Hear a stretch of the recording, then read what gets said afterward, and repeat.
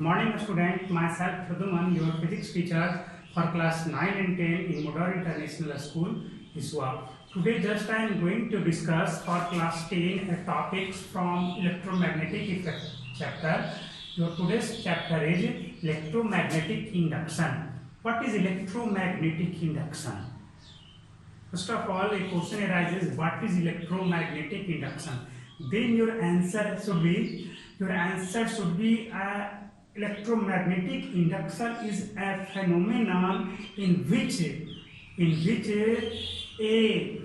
conductor is placed in a variable magnetic field, then an EMF is induced across the end of the conductor. If we connect a circuit through this end of the conductor, then a current is passed through this conductor. This phenomenon is known as electromagnetic induction. Once again, electromagnetic induction say that if a conductor is placed in a variable magnetic field,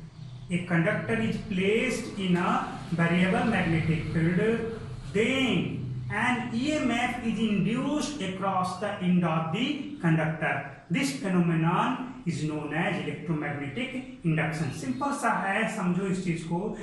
electromagnetic induction ये कह रहा है कि जब भी किसी conductor को variable magnetic field में रखा जाए, वेरिएबल मैग्नेटिक फील्ड मतलब मैग्नेटिक फील्ड क्या हो रहा है, चेंज हो रहा हो. मैग्नेटिक फील्ड क्या हो रहा है, हमेशा आपको चेंज हो रहा है. तो वैसे मैग्नेटिक फील्ड में जब आप किसी कंडक्टर को रखते हो, उस कंडक्टर के दोनों एंड पे एक ईएमएफ इंड्यूस हो जाता है. और अगर दोनों एंड पे कोई सर्किट कनेक्टेड है, जस्ट लाइक आपका बल्ब हो गया या कुछ और भी हो सकता है ना, तब क्या होगा, उस सर्किट से करंट पास करने लगेगा. अब आगे सुनो. दिस इंड्यूस्ड EMF, जैसे ही आपने स्टेटमेंट को पढ़ा, this induced EMF is called induced EMF. This EMF is called as induced EMF, and the current passing through the circuit is called induced current. Clear? चलो इसके बारे में थोड़ी सी हिस्ट्री जान लें कि ऐसा आखिर किसने. ये एक पॉपुलर फिजिसिस्ट, एक साइंटिस्ट हैं Michael Faraday. Michael Faraday is a popular and famous scientist about electricity. Electricity के बारे में कहा जाए तो वो बहुत ही फेमस साइंटिस्ट हैं. Which give the phenomenon of electromagnetic induction by several experiment. वो बहुत साल तक, approximately 12 year तक उन्होंने प्रयास किया. In Oersted experiment, just you observe that Oersted experiment, just you study about this. Any current carrying conductor produces magnetic effect around it. That means produces magnetic field around it.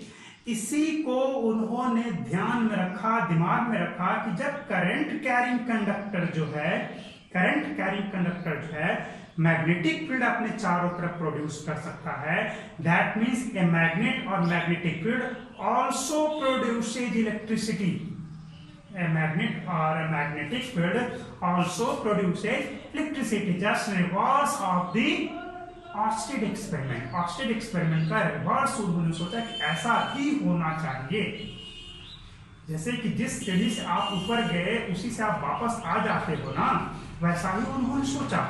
और क्या किया उन्होंने, 12 year तक काफी experiment किया. उन्होंने क्या किया, कंडक्टर का लूप बनाया है ना, इस तरह से सोलेनॉइड टाइप का बनाया.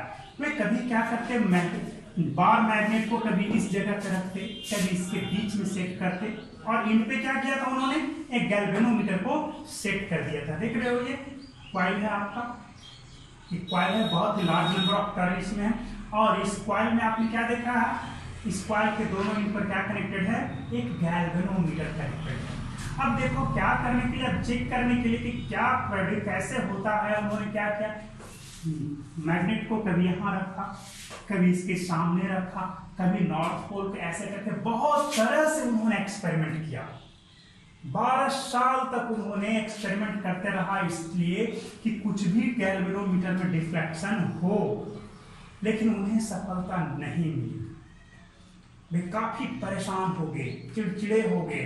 अंत में उन्होंने झुंझला करके क्या किया, ये जो बार मैग्नेट है उनको, इस बार मैग्नेट को, ये जो स्प्रिंग वाला जो सोलेनॉइड है आपका एक ट्यूब जैसा बना हुआ था, इस ट्यूब में इस बार मैग्नेट को छोड़ दिया सडन, आप जैसे जैसे इस तरह से आपका स्प्रिंग रखा हुआ था इस तरह से, और यहां पर गैल्वेनोमीटर कनेक्टेड था, गैल्वेनोमीटर यहाँ पे कनेक्टेड था इस तरह से। जैसे ही उन्होंने बार मैग्नेट को इस सोलेनॉइड के अंदर एक झटके से छोड़ दिया झुंझला करके, तब उन्होंने क्या देखा, गैल्वेनोमीटर में डिफ्लेक्शन हुआ। तब उन्हें विश्वास हो गया कि अब मैं अपने लक्ष्य के पास हूं, our goal is, my goal is toward the, एकदम आसपास ही है। तो इस तरह से उन्होंने क्या किया, इलेक्ट्रोमैग्नेटिक इंडक्शन की खोज की। क्या देखा है, मूविंग मैग्नेट के थ्रू आपको इलेक्ट्रिसिटी जनरेट हुआ, है ना। स्टेशनरी मैग्नेट जब यहाँ था, यहाँ था, यहाँ था, बहुत जगहों पे जब था, तब किसी तरह का कोई डिफ्लेक्शन नहीं देखा गया था। बट जैसे ही उन्होंने इस मैग्नेट को इसके अंदर छोड़ दिया, गुस्से में आकर के छोड़ दिया, तब उन्हें विश्वास हुआ, तब उन्होंने गैल्वेनोमीटर में डिफ्लेक्शन देखा, और तब जाकर के इस फेनोमेनन का नाम उन्होंने इलेक्ट्रोमैग्नेटिक इंडक्शन दिया। यही इलेक्ट्रोमैग्नेटिक इंडक्शन की खोज की हिस्ट्री थी। When they reverses the pole of the magnet, just like this, if north pole is in this side and south pole is in this side, then the deflection of galvanometer is toward this direction. इस direction में हो रहा था। If they reverses the polarity of magnet, that means north pole and south pole in this side, then the direction of the movement of galvanometer also changes. The direction of movement of galvanometer, deflection of galvanometer also be reversed. क्या किया कि पहले north pole था, south pole था, है ना, तो पहले नॉर्थ इधर था और साउथ इधर था, सपोज दैट ऐसा था। तो जैसे ही उन्होंने छोड़ा तो क्या देखा कि गैल्वेनोमीटर में इस तरह से डिफ्लेक्शन हुआ, इस तरह से। अब क्या करते हैं वो कि अब इसे चेंज करके इधर की ओर साउथ, इधर की ओर नॉर्थ करके उन्होंने फिर से इस मैग्नेट को छोड़ा, तब क्या देखा उन्होंने, डिफ्लेक्शन अब इधर की ओर हुआ। और जैसे ही मैग्नेट आकर के बॉटम पे रुका, फिर से गैल्वेनोमीटर अपने 0 पॉइंट पे चला गया। तब जाकर के उन्होंने कहा कि ओनली मूविंग मैग्नेट और moving conductor in a magnetic field produces electricity. Only moving magnet produces N electricity in a coil और इन अ कंडक्टर। कंडक्टर के आसपास जब तक मैग्नेट को मूव नहीं कराओगे, दैट मींस मैग्नेटिक फील्ड आपको वेरी नहीं करेगा, तब तक आपका क्या होगा, इलेक्ट्रिसिटी का जनरेशन नहीं होगा, है ना। ये था। अभी जरा देखो, अब सवाल ये आया कि मैग्नेटिक फील्ड कैसे वेरी किया। यहाँ पे मैग्नेटिक फील्ड के बारे में बात की जा रही है। मैग्नेटिक फील्ड कैसे वेरी किया, जैसे अब आपको यहाँ पे मैं एक ले रहा हूँ, सपोज यहाँ पे हमारा मैग्नेट है, दूर में है, तो मैग्नेटिक फील्ड लाइन तो बहुत सारे निकल रहे होंगे यहाँ से, बहुत सारे। बताओ इस कॉइल पर कितना मैग्नेटिक फील्ड लाइन अभी जाकर के पड़ा, 2 मैग्नेटिक फील्ड, आपको मैग्नेटिक फील्ड लाइन इस कॉइल से अब तक लिंक हुआ है, मात्र 2। अब जरा सोचो कि जब इसको पास लाओगे तो 2 ही होगा, या number of magnetic field line बढ़ जाएंगे, ऑब्वियसली बढ़ जाएंगे। तो क्या वो मैग्नेटिक फील्ड आपका वेरी किया या नहीं किया, बिल्कुल वेरी किया। तब आप कहोगे कि हाँ मैग्नेटिक फील्ड यहाँ पे वेरी किया है, इस तरह से। यहाँ पे जैसे ही से आप पास में लाओगे तो क्या देखोगे कि आपका ये नॉर्थ पोल है और इस साइड में साउथ पोल है, तो पहले यहाँ से जैसे जैसे लाओगे तो स्ट्रेंथ ऑफ मैग्नेटिक फील्ड यहाँ पे बढ़ते चला गया ना, नियर बाई आ गया, तो that means there is a variable magnetic field, due to this electricity is generated, variation of magnetic field electricity generated. If there is no variation, that means आपका स्टेशनरी मैग्नेट है, that means magnetic field line तो है, magnetic field है, but vary नहीं कर रहा है, कोई प्रभाव नहीं पड़ेगा। आइए मैं आपको observation of Faraday's, Michael Faraday's in 1831 due to the experiment of electromagnetic induction is observed. Just I explain one by one. When a strong bar magnet is placed stationary, is taken made stationary, then there is no deflection in galvanometer. यहाँ पे था ये second में क्या है, as the north pole of the bar magnet is moved toward the coil. As north pole of the bar magnet is moved toward the coil, then the galvanometer show the deflection toward right. किधर की ओर, इधर की ओर। सुनते जाओ, जैसा ये आपको दिया गया है, तो इधर की ओर डिफ्लेक्शन का मतलब क्या हुआ, जैसे अब देखो जरा सोच लो कि इधर की ओर डिफ्लेक्शन का मतलब आपका करंट कैसे पास करेगा, तो इधर से करंट जाएगा तब इधर की ओर डिफ्लेक्ट करेगा, जिधर की ओर करंट जाएगा गैल्वेनोमीटर में डिफ्लेक्शन उधर ही होगा, एकदम श्योर हो जाओगे, समझ गए। तो सोच लो कि राइट वार्ड में डिफ्लेक्शन होने का मतलब किधर की ओर जी, करंट ऐसे जा रहा होगा, अगर लेफ्ट साइड में डिफ्लेक्शन होता तो करंट इधर जाता, बिल्कुल है ना। Deflection of galvanometer shows the direction of current, that is current in this direction. So इस तरह से आपका हो जाएगा, मैं पूरे पे तो पॉइंट नहीं करूंगा। ऐसा कब हुआ, जब उन्होंने नॉर्थ पोल को इसके पास लाया, नॉर्थ पोल को इसके पास लाया, है ना, ये था। एक और कंसेप्ट है Lenz's law, very important concept to find out the direction of magnetic field. Lenz law बहुत ही इंपॉर्टेंट है। Lenz's law state that every phenomenon just opposes its cause. कोई भी घटना है वो जिस काउच से जनरेट हो रहा है उसे वो अपोज करता है ना। तो जरा सोच लो कि अब यहां पे हम इस नॉर्थ पोल को लाएंगे, गौर से देखना।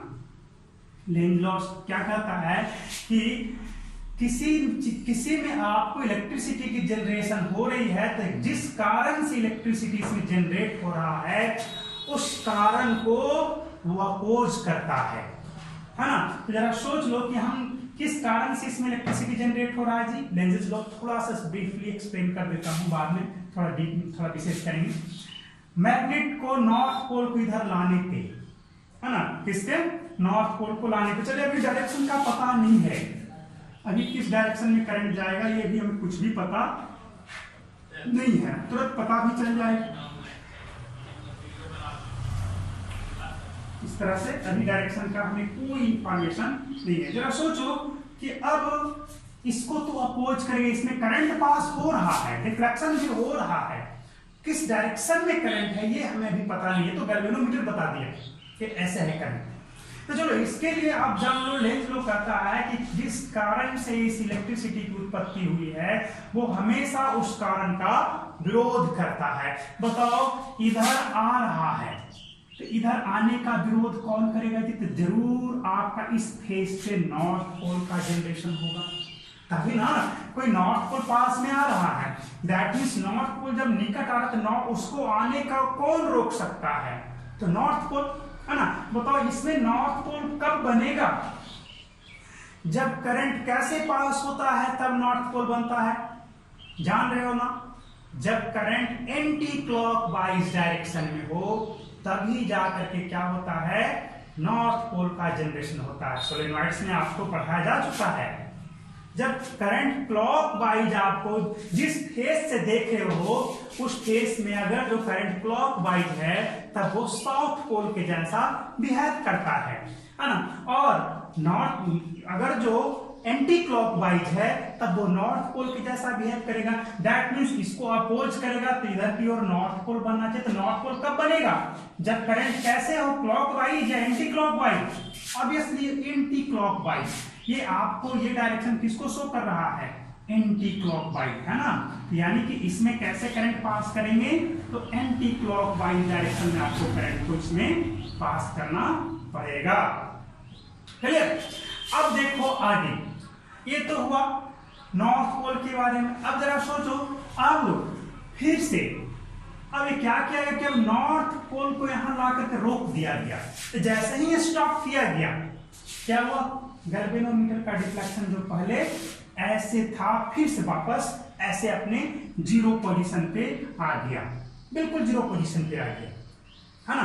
तो ये जीरो पोजीशन पर आ गया, इसका मतलब कोई करंट पास नहीं करा। अब क्या देखा जा रहा है कि अब इस नॉर्थ पोल को दूर जब ले जा रहे हैं तब भी डिफ्लेक्शन हो रहा है। जब नॉर्थ पोल को निकट लाया था तब तो डिफ्लेक्शन हुआ ही था, अब इसे दूर ले जाया गया तब भी डिफ्लेक्शन हो रहा है। अब डिफ्लेक्शन किधर की ओर हो रहा है? अब लेफ्ट साइड में हो रहा है। That means direction of current अब आपका रिवर्स हो गया। चलो इसमें भी लेंज लॉ अप्लाई कर लें। जरा सोचो कि नॉर्थ पोल अगर इस ओर मूव करेगा तो इसको इधर जाने से कौन रोकना चाहेगा? नॉर्थ पोल जब इधर जाना थी, क्या लेंज लॉ क्या कहता है कि जिस कारण से आपको इसमें इलेक्ट्रिसिटी जनरेट हो रहा है वो ये जो है हमेशा, ये जो इलेक्ट्रिसिटी जनरेशन जो है वो हमेशा उसका विरोध करता है। तो इसको इधर ले जाने से इस बार इसमें इलेक्ट्रिसिटी का जनरेशन हो रहा है। दैट मींस इसको इधर जाने से कौन विरोध करेगा, कौन रोकेगा जी? इसको इधर जाने से यहाँ नॉर्थ पोल रहेगा तो और मदद कर देगा। तो इसकी ओर कौन सा पोल होना चाहिए? साउथ पोल ना। तो साउथ पोल कब होता है? जब डायरेक्शन ऑफ करंट क्या हो? क्लॉकवाइज, यानी कि जब नॉर्थ पोल को इस तरफ ले जाया जाएगा तो डायरेक्शन ऑफ करंट ऐसे हो गए इस तरह से। तो क्लियर है? इस तरह से अब आपको थोड़ा सा कंसेप्ट आपको मिल गया होगा, है ना। ठीक उसी तरह से अब आप समझ सकते हो कि जब हम साउथ पोल को इसकी तरफ लाएंगे तब कैसे, किधर की ओर डिफ्लेक्शन होगा। जब आप साउथ पोल की इधर की ओर लाओगे तब डिफ्लेक्शन इस ओर होगा। साउथ पोल को उधर ले जाओगे तब क्या होगा? इस ओर होगा, है ना। तो ये सारे ऑब्जर्वेशन माइकल फैराडे ने किए, तब जाकर के इलेक्ट्रोमैग्नेटिक इंडक्शन पर थ्योरी उन्होंने दिया। It's all for today.